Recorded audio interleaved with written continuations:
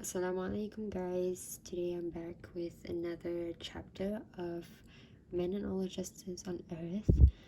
I have been MIA because several things. I've been just reading a lot of different books, so I haven't gotten a chance to come back to this one.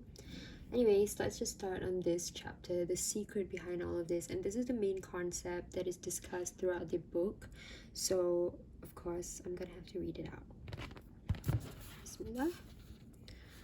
You might ask, why did Allah the Exalted want to load this worldly life with a mixture of good and evil, pleasure and pain, and He is able to adorn it with only the means of pleasure and free of distress and pain? Indeed, why has Allah made man suffer with an intellect that bears all these burdens, such that he lives powerless and bewildered under their pressure, when it was not impossible for Allah the Exalted to make him bear the blessing of intellect without attaching any painful consequences? Indeed, why is perspicacity connected to life's adversity and afflictions? The answer. Although the Exalted wanted man to be the greatest manifestation of his divinity and the most vivid articulation of the secret of this entire existence, sorry, like my tripod is just not the best. I just got this, so I don't really like how do I oh my gosh, this is not right. Is this right? No, not the best, but anyways, entire existence, the form through which Allah, according to his wisdom, wanted to manifest all of this was the development of the universe by way of sincere slavehood to him. So this is it. This is the answer. The concept of slavehood in man. Implementing sincere slavehood to Allah cannot be done unless man is a slave to Allah the Exalted through his conduct and by choice, just as slavehood has been decreed for him by being created and through coercion.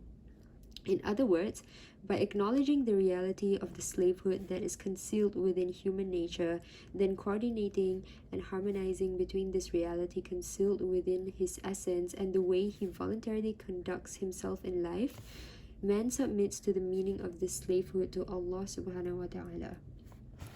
This coordination and harmony are only manifested when man accepts the responsibilities that Allah the Exalted has placed upon him, i.e., by accepting to follow the way of life that contains discomfort and hardship for nothing other than seeking to attain Allah's pleasure subhanahu wa ta'ala. So here it is, guys. Slavehood is basically the submission, whether it's good or bad, whether it's discomfort or hardship. So it's all throughout and it's all encompassing. I hate that you can see my background because it's disgusting. Let me just kind of go down. Okay. Right. And none of this can be done unless man has all the means that render him competent, such as intellect, good sense, and sound thinking, and then the hopes and fears that result from that. As long as responsibilities are derived from life and what it contains, life must inevitably be a mixture of happiness and hardship, pleasure and pain. Any suspicion or opposition towards what is being said here can only mean dissatisfaction with the responsibilities that Allah has ennobled man with. So the position of slavehood is not just something that is ordained, it is a responsibility. So it's not something that we tolerate, but rather we are responsible for. An expression of dissatisfaction or discontentment towards our position is essentially being rebellious. That's how I interpret it. That's how I understand it. So no attention is to be paid to this kind of dissatisfaction. There's no logical way to discuss it. If someone objects by saying, why has Allah made me his slave and not put me in control of my own affairs so that I can do what I want? Sound logic has no answer to his objection other than to direct him towards the owner of this relationship. Let him approach the Lord of Might on the day of standing, if he wants, with this objection and ask him why he made him his slave and did not put him in control of his affairs.